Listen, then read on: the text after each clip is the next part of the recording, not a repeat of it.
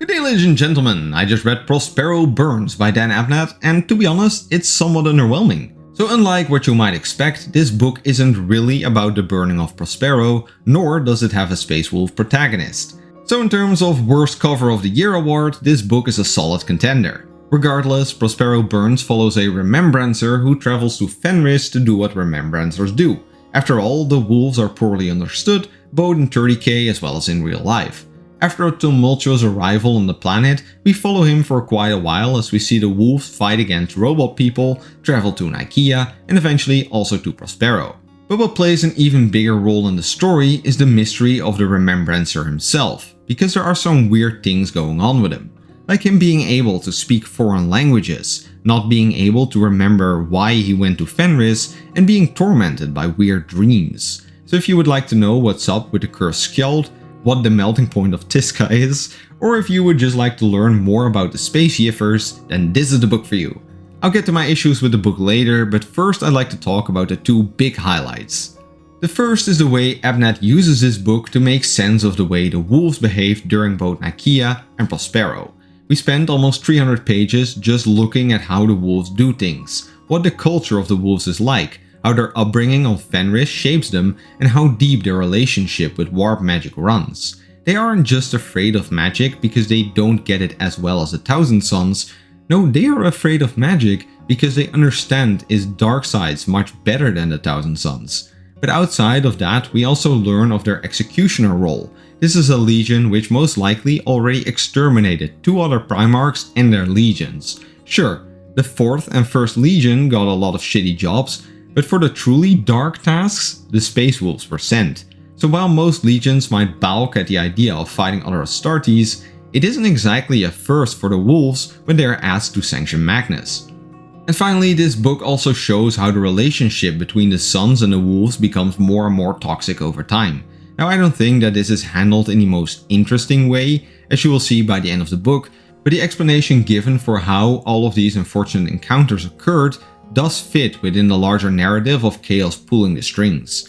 Altogether, this book forms an excellent arc with the Thousand Sons, during which we start off with the belief that the wolves are ignorant bigots and the K-Sons are enlightened scholars.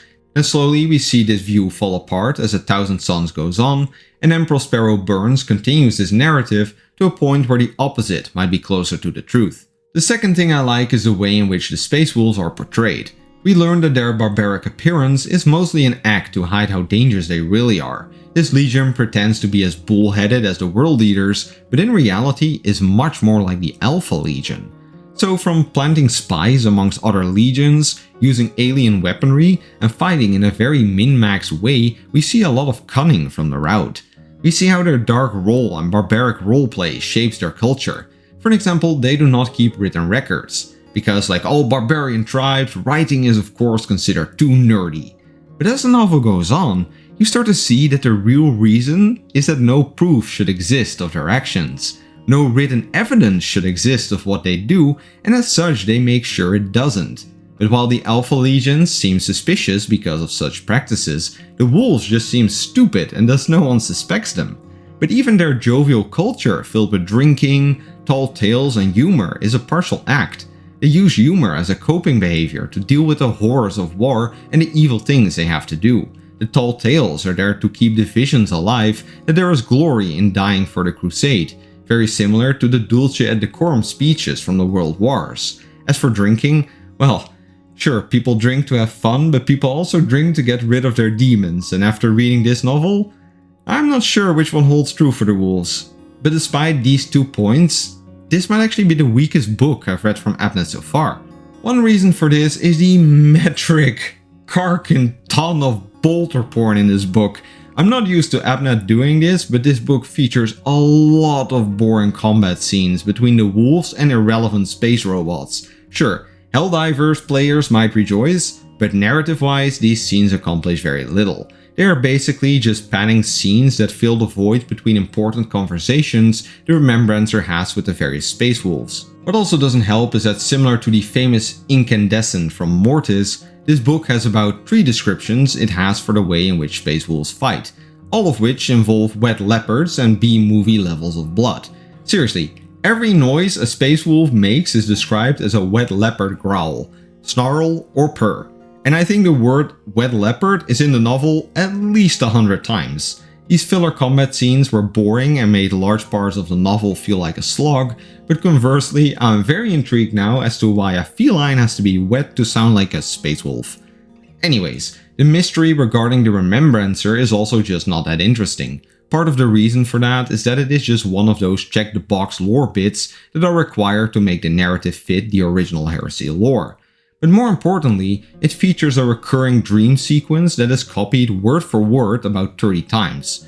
After reading this book, I feel like I could recite the way this guy wakes up in a bedroom with a 5 o'clock alarm near perfection from the top of my head.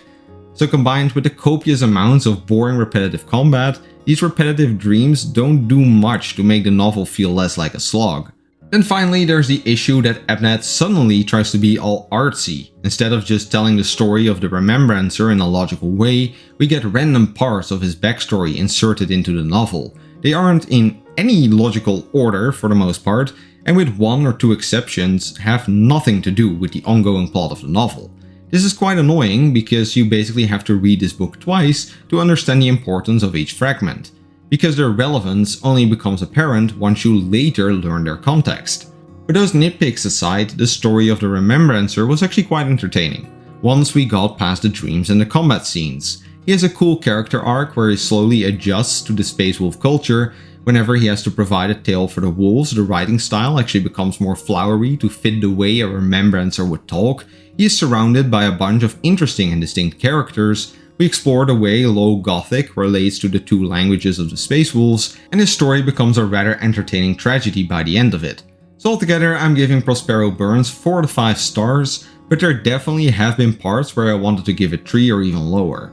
This book has a decent plot about a poor Remembrancer caught in events much bigger than himself. It forms an excellent sequel to A Thousand Suns, and the way in which Abnett handled the intricacies of the Space Wolves was excellent.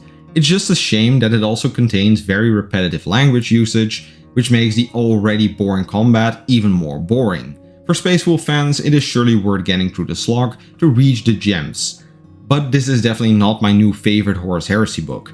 Then finally, I would also like to give a little reminder about the fact that all review videos will soon move to the Grimdark Reviews channel. So if you like these book reviews, then make sure to subscribe to that channel as well.